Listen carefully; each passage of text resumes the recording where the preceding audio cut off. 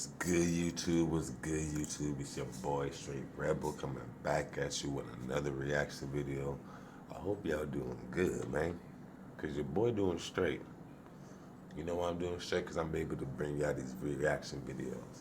And I hope y'all like them just as much as I like these videos I'm reacting to. Cause this is my first time seeing them. This is all, just how I'm feeling and how I see them. And I hope y'all see, can see some stuff that I see. Maybe point out to me in the comments, subscribe to the boys page, But no further ado, we're about to get into this video. And this video is gonna be a good one. We got corrupt cops going crazy after getting life sentences.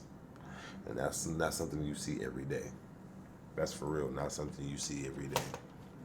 Yeah, we're gonna get into this video, man. Let's check it out. Officer who attacked two members of the force. He had murder in his heart. He wasn't thinking, I just want to aggravate assault them. Two officers gunned down. To a London police constable who almost got away with his heinous crime. Son, do you know Lazarus?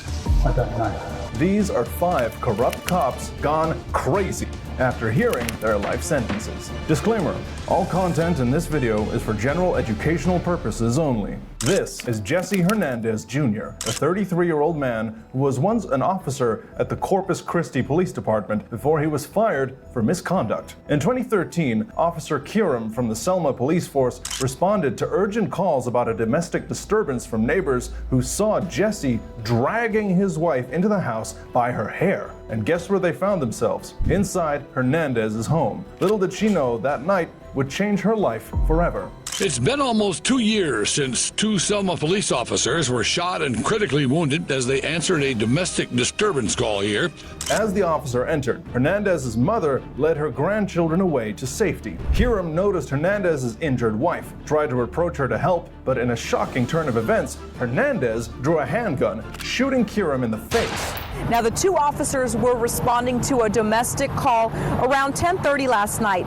They went to a home on Penseeker in Selma. Police say when the officers got there, there was a shootout with the suspect. There was something that led up to it, and that's when all 3 of them were hit, including the 2 officers and the suspect. Thankfully, Kiram had called for backup, and soon enough, Corporal Jesus Valderramas showed up just in time. He was horrified to see Kiram on the floor in a horrific crime scene, and while Hernandez did shoot Valderramas in the leg, the officer also managed to fire back and neutralize the criminal. Other members of the Selma PD showed up soon. I'm surprised this cop shot him in the leg. Why did he shoot him in the leg? Like, what do you think was gonna happen? Because you're gonna get charged. You're gonna get charged with I don't know, probably attempted murder, just for shooting. But this is crazy situation all in general, because you were a whole cop. You in a relationship with another cop. She's calling a domestic dispute, domestic violence case, and they send other cops, and you decide to shoot them. Like, he has no loyalty. He has no loyalty to the badge in blue. He's the first one I can say that has no loyalty. He gets no Fs. Soon after that, and Hernandez was immediately arrested. The 2 officers were taken to the hospital where they had to fight for their lives before managing full recoveries, while Hernandez was taken to trial. He had murder in his heart. He wasn't thinking, I just want to aggravate assault them. 2 officers gunned down. In the tension-filled courtroom, Jesus Valderramas recounted one of the most harrowing experiences of his life. Hernandez watched. Speaking to the jury, he described the events of that night, which sound like something straight out of a horror movie. I noticed a gun, what looked to be like a gun, come out, heard 1 shot. I saw Officer Kiram drop. I started running backwards.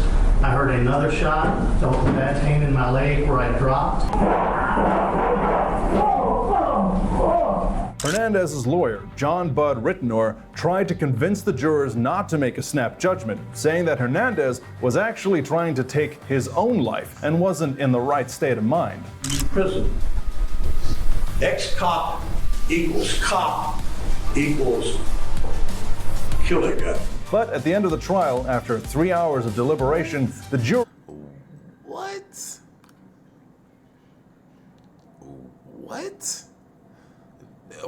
I gotta go back. What did he say? John Bud Rittenor tried to convince the jurors not to make a snap judgment, saying that Hernandez was actually trying to take his own life and wasn't in the right state of mind. Prison. Ex-cop equals killer gun. But at the end of the trial, after 3 hours of deliberation, the jury voted in favor of the prosecution, sentencing Jesse Hernandez to life in prison. What Jesse did can never be excused. But what happens when the police chief himself is involved in a murder? Meet Joe Ferrari, the ex-Thai police chief who was charged with murder by torture, deprivation of liberty, and abuse of power. Colonel Joe Ferrari's real names are neither Joe nor Ferrari. It was Thitisan Uthanapan. He had gotten the nickname because of the collection of luxury cars he had parked at his sprawling mansion. Joe lived a life of luxury. To the public, he was the perfect civil servant and a devoted family man. But little did the people know that he was hiding in extremely dirty. Bro, that nigga look crazy. He look crazy. And isn't man, Thailand? Bruh. I don't know nothing nice about no Thailand. I ain't heard nothing that's nice about Thailand. I ain't heard nothing nice about Thailand. They don't seem like they treat their people good, so he don't look like it. And usually, come on, this guy got all these damn cars. What you need all these cars for? Why? Maybe you should give these cars to the people, like the people in need. You have all these luxury cars for what? I don't even see the point. You can't even drive them. So what's the point? Like I don't get that. Secret behind the facade. In August of 2020, Joe and 6 other deputies tortured and murdered a 24-year-old drug dealer right inside a Thai police station. The case shook the nation as they demanded for the reform of the police. So, how did it all happen? The drug dealer and his girlfriend had been arrested after drugs were found in their possession. He and Joe had already come to an agreement on the price to pay to have all the charges dropped. But now Joe wanted double of what they had agreed on, about $30,000 more. The suspect refused. So, Joe did what any other officer would do under the full glare of light in a police station. He covered the man's head with a plastic bag and had other deputies hit him, while another wrapped a bag around the suspect's neck.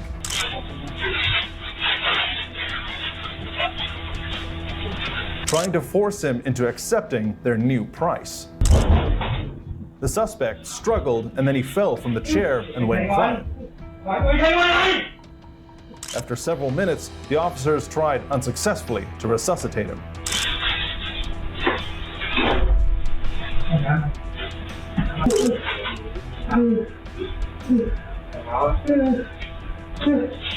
Colonel Joe used his authority to cover his tracks and ordered his men to take the body to the hospital and told the doctor the cause of death was a drug overdose.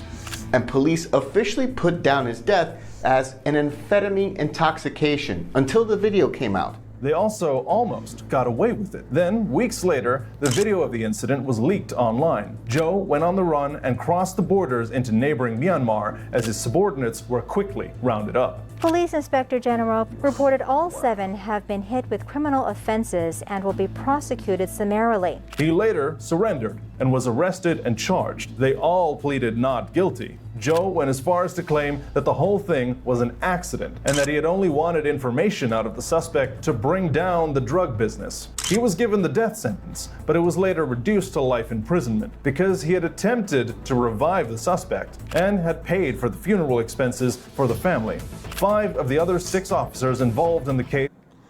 Bruh, he really just tried to cover his tracks, really. Like, he really tried to cover his tracks. That's crazy. That is crazy. He's had, oh my goodness. See, this is what I tell you. You will always get caught sooner or later. There's somebody always, is it something always watching you, somebody always watching you, or somebody in the midst of it that's doing it, or you just do yourself sometimes. That like, you sometimes like, you can't just like not look at it as something wrong. Like you know you did something wrong, and you got to deal with that. And sometime later on in life, it comes out. And it's then I saying like, bro, like he had all these cars, he had this high standing, and you killed a man just for 30, just because you wanted to double the money. You should have took the money the first time. That guy would have still been alive, and he probably would have still been cool with you. Like, people are greedy in this world. Greed will get you in situations like this. For real. Were found guilty of murder and also received life sentences. A seventh, who testified against them and didn't participate, got 5 years and 4 months, bringing an end to this heinous case. Joe Ferrari wasn't the only cop who abused his power in the worst way imaginable. This cop managed to get away with her crimes for almost 3 decades. Has there been any relationship or anything developed between you guys? Yeah, I mean, we dated, you know, I mean, what's this all about? But before we get into that, meet Daniel Holtzclaw, an Oklahoma City police officer accused of assaulting 13 women on duty and power abuse. Daniel's crimes were brought to light in the dark, early hours of June 18, 2014, when a 57-year-old woman named Janie Liggins reported him to the police. He made me perform all assaults on him. Shortly after completing his shift, around 2 a.m., Officer Holtzclaw was en route to his home. Although off-duty and driving in his assigned police vehicle, Holtzclaw made a decision to make a traffic stop. There was no call to dispatch, no records check, and alarmingly, he logged off his patrol car computer, severing any electronic link to the police force during this mysterious detour. I had a lot of people tell me, oh, he's a police officer, they're not gonna do anything to you. The unsuspecting driver, pulled over by Holtzclaw, was 57-year-old Janie Liggins. Unlike the victims police believed, Holtzclaw typically targeted those in poverty-stricken areas with potential criminal records. Liggins was an anomaly. Why do you think he targeted you and so many other women? I think he was thinking that every woman he stopped had some kind of record, or he could hold something over our heads, and that didn't happen with me. He just stopped the wrong person. A woman with no criminal history and not living in poverty. She was just passing through the area. The encounter with Holtzclaw rapidly took a dark turn when he made her do nasty things. He made me perform all assaults on him. Demonstrating immense courage, Liggins immediately reported the incident to the police. Her brave act would be the catalyst for unveiling a much larger pattern of abuse and betrayals by Holtzclaw. I was out there alone and helpless, didn't know what to do. And in my mind, all I could think that he was going to shoot me. Bruh, I don't, like, everything I love, if that was my mother or a relative, bruh, like, no, there's no words. There's no words. It's just all in my head of what I would do. Like, bruh, like,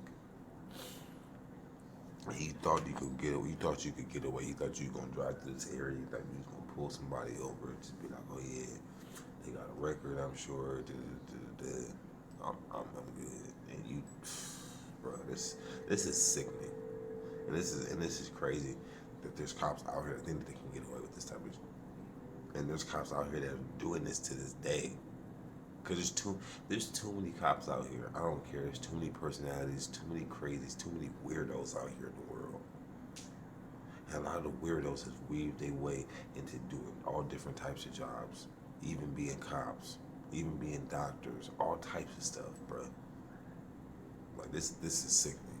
Like, He was going to kill me. I was scared. I didn't know what to do. After her complaint, Holtzclaw was taken in for interrogation for over 2 hours, where he denied all accusations of misconduct during the Liggins stop. He got her license. So I brought her back to the house, the car, and then that's when I... Okay, what side of your car? Back right. The passenger side? Yes. Okay. The officer interrogating him remembered Holtzclaw being completely devoid of all emotion during the interrogation, with his face giving away absolutely nothing. There was no emotion from him at all. Your voice might raise a little bit, your eyebrows might raise a little bit, going, what? Nothing. He wasn't even surprised listening to the allegations against him, which convinced the officer that he was the criminal. But the officers wanted to make sure that the investigation was carried out thoroughly, taking his buccal swabs for DNA comparison.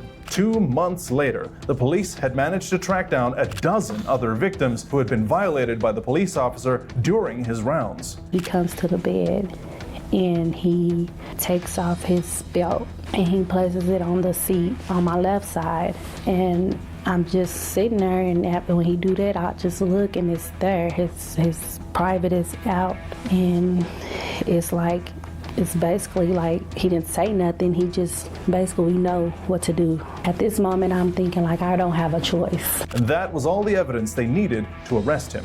During the trial, after all the evidence was presented, the jury found the former cop guilty on all grounds, sentencing him to 263 years in prison. As the verdict was announced,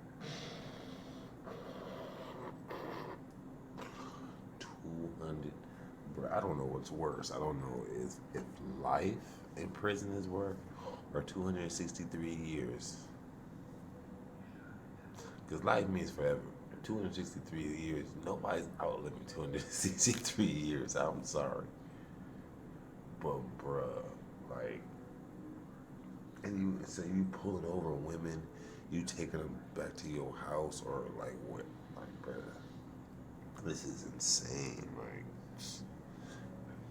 cops really be using that badge for anything and everything they can get. It's sad and sickening, bro. Holtzman was seen crying and breaking down as justice was rightfully served. Mr. Holtzclaw, this jury finds you guilty of the various counts. You will be remanded to the custody of the Oklahoma County Sheriff for formal sentencing set January 21st, 2016 at 10 o'clock a.m. Your Honor, I'd ask to hold the jury. All right, you have a seat. But while Holtzclaw was served justice soon enough, watch how this next cop managed to evade the law for 26 years before she was finally caught red-handed. Stephanie Lazarus was an ex-cop in the LAPD who was charged with first-degree murder after jealousy got the best of her. Lazarus was a star detective in the LAPD. She was great at her job, and everyone in the department held a lot of respect for her. But what they didn't know was that the woman's personal life was pretty much in shambles. She had been seeing John on and off before she met another woman named Sherry Rasmussen. The two got married in December of 1985, and that is what made Stephanie snap. 3 months into the marriage, Sherry couldn't shake the feeling that someone was stalking her. Her fears were confirmed when she started receiving murder threats. Not long after that, John returned home to find his wife's car gone and her dead inside. Sherry had been fired numerous times, and there were deep bite marks on her left arm. Sherry was bludgeoned and then shot several times at close range in the chest by rounds that almost all of which would have been fatal immediately. The house looked like it had been robbed, and when neighbors reported a rash of robberies by 2 Latinos, detectives thought the 2 crimes might be connected. They were never able to find the 2 men, and the case went cold. But guess what? 23 years later, the cold case unit took a swipe at the case. They got DNA from a bite mark on Sherry's arm, but instead of leading them to a male robber, the DNA pointed to a female. Stephanie's DNA was a perfect match to the DNA found on Sherry's body. Bro,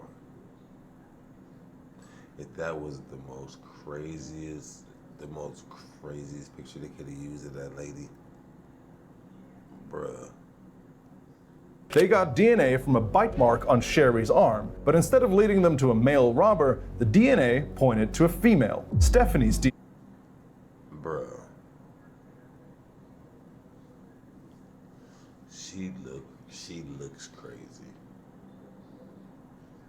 She looks crazy. She looks like she will not leave you alone.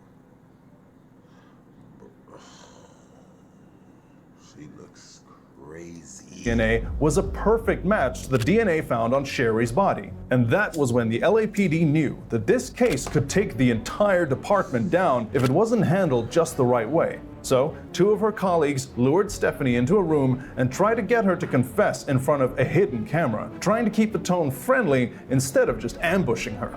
Stephanie, I don't know if you know my partner. Or... Hey, great. Hi. Stearns, nice to meet you. See you guys. How's it going? Good. Milling around. Well, have a seat. First, they take John's name, trying to see how Stephanie would react. But as you can guess, all those years in the police department had prepared the murderer for this very moment. Do you know John Rutten? John Rutten? Rutten. Oh yeah, I went to school with him. But minutes into the interrogation, Stephanie starts getting visibly frustrated with the questions, especially when they start asking her about John's dead wife. Had you ever met his wife? I may have. Do you remember her name or anything, or?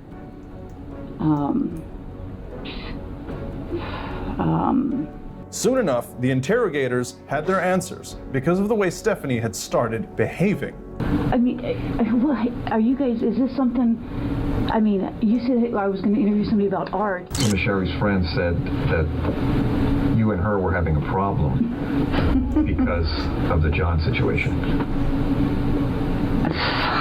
When the police let her know that her DNA matched Sherry's murderer's bite marks, Stephanie does all she can to create a scene. But by then, it's way too late. I'm really shocked that somebody would be saying that I did this. I mean, we had a fight, and so I went and killed her. I mean, come on. Stephanie, you know you have the right to remain silent. Do you understand? Yes.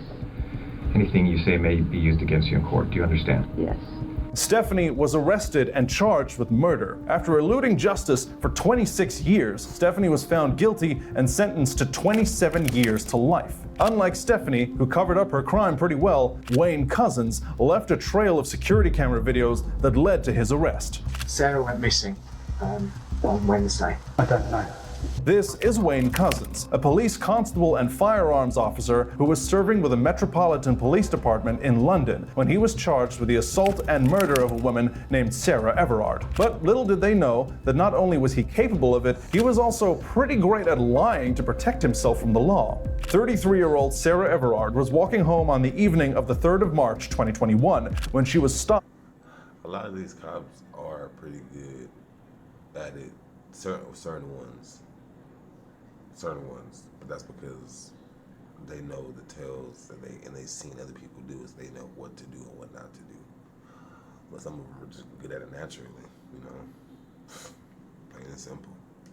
By Constable Couzens, who was actually off duty at the time. Couzens introduced himself as a police officer, handcuffed Sarah, and forced her into his car before driving her to a quiet area in Dover, where he assaulted and murdered her. Now, while Couzens' choice of victim was random, the plan was premeditated days before it happened. Couzens traveled from Deal to London for a month, planning his crimes. He rented a car and bought self-adhesive film from Amazon days before the attack. After a 12-hour shift at the US Embassy, he searched for a young woman to abduct and assault. But that is not where it stops. After committing the crime, Couzens visited where Miss Everard's body was left twice, departing before sunrise on each occasion. The following day, as her search intensified, he burned her body in a fridge using petrol, which was discovered by the police. During their investigation, he then used 2 bags to put her remains in a pond in his woodland area in Ashford. A week later, her body was discovered nearby, close to Couzens' property. Couzens tried to resume a normal life, even calling a vet for his dog and taking his family to the very woods where he hid Miss Everard's body. On the day he was supposed to go back to work, he called in sick, which alerted the police. The next day, he was arrested. Initially, he tried to lie his way out of the situation. Show the picture. Do you know Sarah? I don't know. So, would you like to, do you know where Sarah is? No. Right. The police stayed calm, letting Couzens know that they believed he knew something about Sarah's murder, freaking the man out instantly. We believe that you know something about where she is, and that's why we're here, to look for her and to try and find her. And that's why we're talking to you now, is to try and get you to have a good think about it. After which, he started fabricating a story to get out of the mess he found himself in. Okay, well, I am in financial, and I've been lent on by, I don't know who they are. They're a group, a gang, whatever, and they told me. Bruh. He really tried to cop out to being threatened. Really? He really tried to cop out and saying you being hustled or you being threatened? Well, come on, man. Like, I need to go and pick up girls and pick them to them. So, I said, not happening. And it then came through that they're going to harm my family, take them away, and they'll use them instead. At that point, I had no option to try and find somebody. He tried extremely hard to convince the police that he was being threatened by a gang who wanted to target Sarah. So I'm here, I'm off work with stress because I'm here to protect my family. I want to be here 24/7 for my family. They come from my family. I've got nothing myself. I've got no choice. But at that point, the authorities had already found incriminating evidence in Couzens' car, including the key to a pair of handcuffs and a Velcro strap that he'd used to restrict Sarah. After all was said and done, the ex-cop pleaded guilty to the crime and was sentenced to life in prison. Dude, you were a cop. You were a cop. That's crazy. That's crazy, bro. Like, that's crazy. You were a cop. That's crazy. You were an ex-cop. So you telling me you couldn't reach out to the cops and saying, oh, you're being threatened. Oh, you gotta do this. Like, come on. Cops is looking at you like you're real stupid. Like, you could have reached out to us. You would have told us all type of stuff. Like, you could have helped out with a case. Like, come on, bro. You gotta think smarter, people. Think smarter. Just don't do crime. Don't do dumb stuff. Don't do dumb things like this. And look out for crazy people and beware. It's crazy cops out there. But I hope y'all like this video just like I liked it, man. And hope y'all enjoy the more reactions coming y'all way, man. I'm gonna get back at y'all the next one. Peace.